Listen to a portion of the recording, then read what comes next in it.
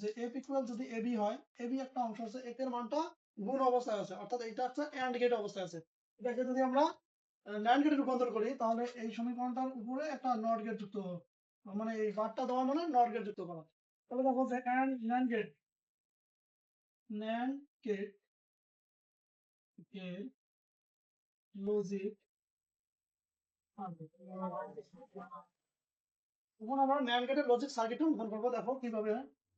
দেখো A B into যদি আমরা করি তাহলে হয় ন্যান্ড, তার সাথে যদি আমরা নট যুক্ত করি তাহলে হয়, তাহলে এখানে হচ্ছে এ বি আর এখানে হচ্ছে এ বি বা, এটা হচ্ছে ন্যান্ড গেটের লজিক সার্কিট। এটাকে অন্যভাবেও তৈরি করা যায়, অথবা অথবা যদি দেই আমরা তাহলে দেখতে পারি যে এ বি ইন্টু অবস্থায় এই যে ইন্টু দিলাম এবং এখানে এই যে নট দিলাম, তার মানে এটা একদম, এটা ডাইরেক্টলি লেখা যায় যে এ বি তার উপর বার দিলে ন্যান্ড গেটের রূপান্তর হয়।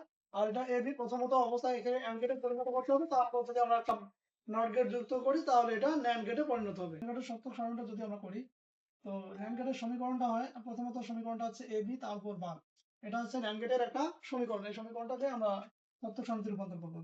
তাহলে ইনপুট আউটপুট, প্রথমত লিখবো ইনপুট, ঠিক আছে, 1 2 3 4।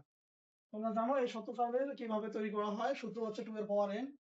এখানে চলক সংখ্যা যত হবে তার উপর নির্ভর করে এই সংখ্যাগুলো সারিতে হবে। যে আমি চলক সংখ্যা আছে দুইটা, তো যদি n এর পরিবর্তে 2 লিখি তাহলে 2 দুগুণ হচ্ছে কত 4, তাহলে 1 2 3 4 এই সারি সংখ্যা হবে হয় 0 আর 1 যদি গুণ করি 0 হয়, 1 আর 0 যদি গুণ করি 0 হয়, 1 1 গুণ করলে 1 হয়। এবি আছে, এবি এর উপর যে যে ঘরে যে মানগুলো আছে তার বিপরীত মান হবে এখানে। 0 থাকলে 1 হয়, 0 থাকলে 1, 0 থাকলে 1 আর 1 থাকলে হয় 0।